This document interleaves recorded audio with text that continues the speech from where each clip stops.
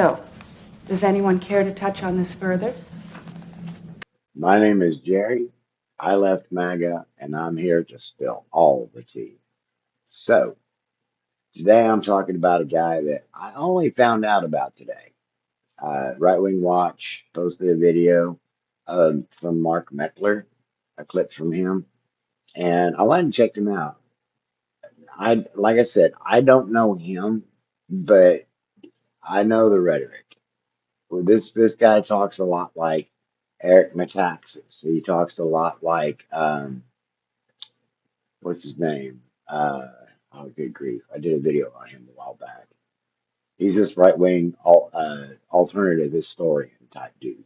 Anyway, so let's get in here. I'll put together a playlist of this few videos that I'm going to share up with you. This particular video probably won't be all that long, or this particular episode. Let's see, this would be episode 30, won't it? All right, let's get into this. Disclaimers matter. When people argue against this idea that the founders were Christians, there's I think a specious argument that most of the founders were deists, and certainly there are some that I think you could qualify as deists, but the vast majority were Christians of one denomination or another. They understood the world in terms of a biblical worldview. They viewed it through a scriptural lens. If you look at the history of the drafting of the Constitution and the debates, Thomas Jefferson cut the miracles out of the New Testament. All right, and just oh, I don't know that I.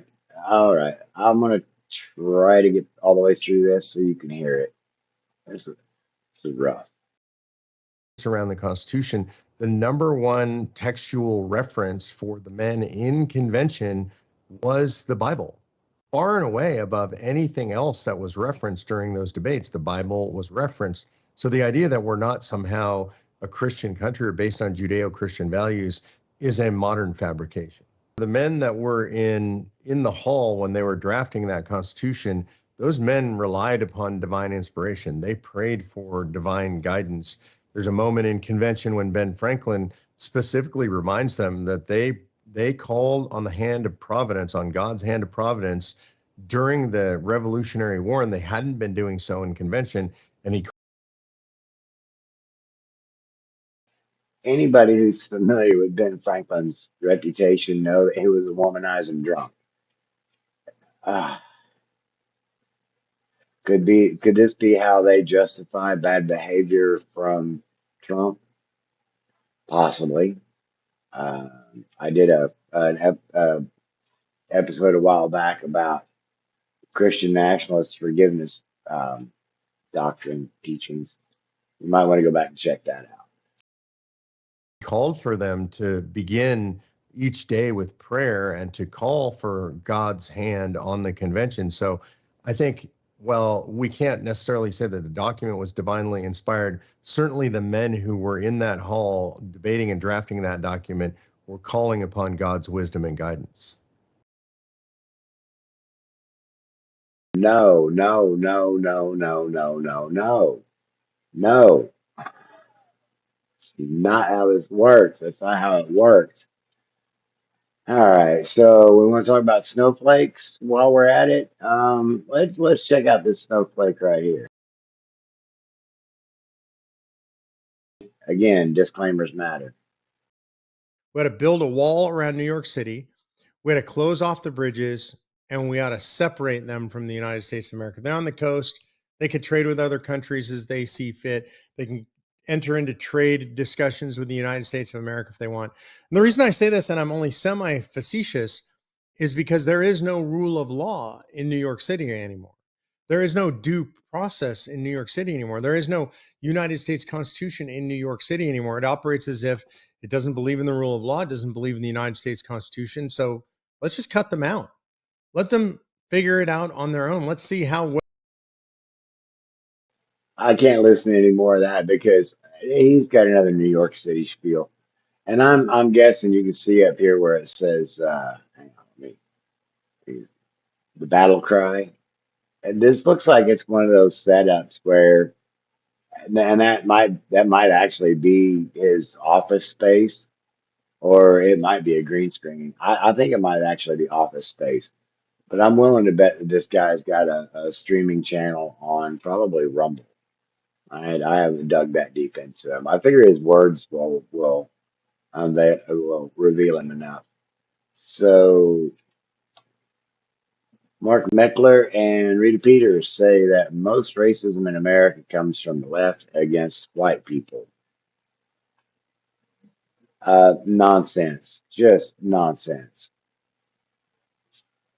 Spread movement called the alt-right that we have to deal with, I think, is a fallacy. And I also think, and this is really important, primarily today, the racism in America comes from the left. This is a problem of Yep. the left. I would absolutely agree. This racism on the right is a total fringe thing. Racism on the left has become mainstream in the sense of racism against white people, reverse discrimination.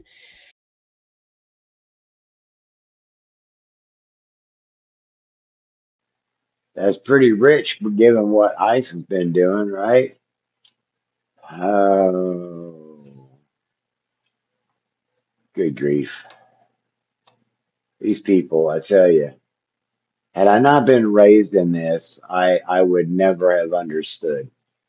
And that's why I'm doing this. I'm trying to explain to you, I'm trying to show to you little dark niches where these ideologies have metastasized through independent right-wing voices.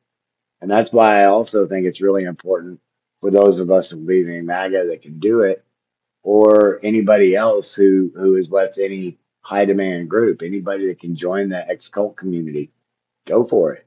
Let your voice be heard. Let people know what you know. Anyway, let's check this subtle message that month.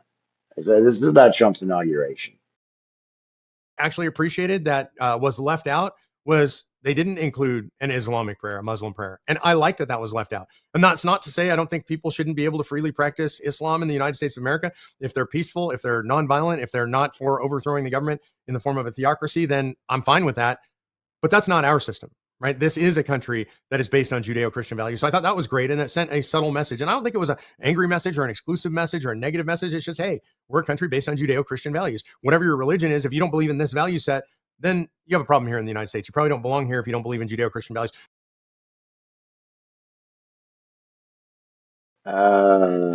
Yeah, so he just announced he wants a theocracy while railing against the theocracy.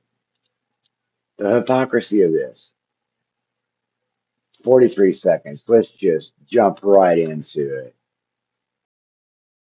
Proven in a week is that this is not difficult. This is the first week in 10 years, the first summer week in 10 years when there's not a single murder in Washington, D.C. It wasn't hard. It just took decisive action. And it shows something about the left and about Democrats in America. They're okay, especially in the inner city, with black on black violence. They don't care how many black people get killed. They don't care how much crime there is. They don't care how much violence there is. Trump solved this in 1 week. This could be done in any major city in the United States of America. Democrats choose not to do it. The blood is on their hands. And really, this is the worst racism that our country has seen since the time of slavery. Oh boy. Oh boy. Oh boy. Oh boy. That was really ironic. Um, wow. Wow. What are the protests for? What are the No Kings protests for? What are the hands off protests for? What are the ice out protests for? How about the Minnesota Resistance, the Portland Frog? All right, so but we don't care. Anyway, they lie. They incessantly lie. Um, this one might be a little sensitive, and again, this is why I leave the disclaimers in place. But I don't even want. I'm not even comfortable with reading that He's word. really upset right now because people are calling him, because of President Trump, they're calling him a retard. And so let's talk about this word retard, because this has now been made very controversial. There are so many words in the English language that have been driven out of use because we've been told they're politically incorrect, right? Well, that's just cultural Marxism. And How about just generally insensitive? But then again, these people tend not to have any empathy. the word retard, you know what it means. I know what it means. We all know what it means. It means somebody who's dumb or lame or ridiculous. And what they're trying to tell you, what the left, Oh, well, bless your pea picking heart. the police, the thought police, the speech police, they're trying to tell you that when we do this, we are insulting people who are mentally handicapped. By the way, I've never Okay. I wish I could remember where I heard this. I wish I could remember who said this. But a while back, I heard somebody uh, propose that they suspect that Donald Trump has an IQ between 90 and 95, and that his followers have a general IQ between 80 and 90. And therefore, respectively speaking, Trump seems smarter than them. And I'm trying not to be insulting, but this guy, he's, oh man. heard in my life that term used about somebody who is mentally handicapped. It's just not used. People will say they're mentally handicapped or they're mentally disabled or they're disabled. Or they're developmentally challenged. I can't listen anymore to this guy. I can't. Remember, Allie Beth Stuckey wrote a book about toxic empathy. So this is a pretty disgusting bit. I'm not going to play the whole thing. There's xenophobia. There's Islamophobia. There's outright racism. Um, it's just so bad. And this dude doesn't even take the time to try to understand the Muslim faith. He doesn't understand when Zoran Mamdani invokes the name of Muhammad, that is followed with uh, peace be upon him, but it's said in Arabic tongue. And anyway, I almost don't want to play this, but I'm not going to play the whole thing. It's 6 minutes long, but it's in the playlist, which will be linked in the description below.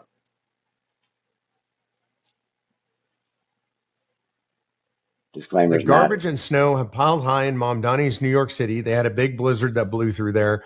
And now there are just sky high piles of garbage, sky high piles of snow. It's pretty much a disaster a week later. They haven't managed to clean it up. And this is always a test for New York's mayor. By the way, it's really hard.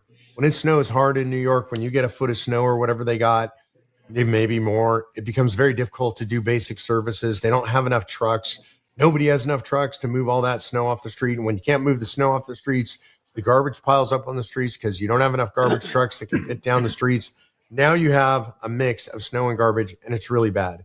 And I'm going to be honest, I don't think it's entirely Mamdani's fault. I don't think he did anything great to help, but I don't think it's entirely his fault. We've seen this before, but he's going to be blamed.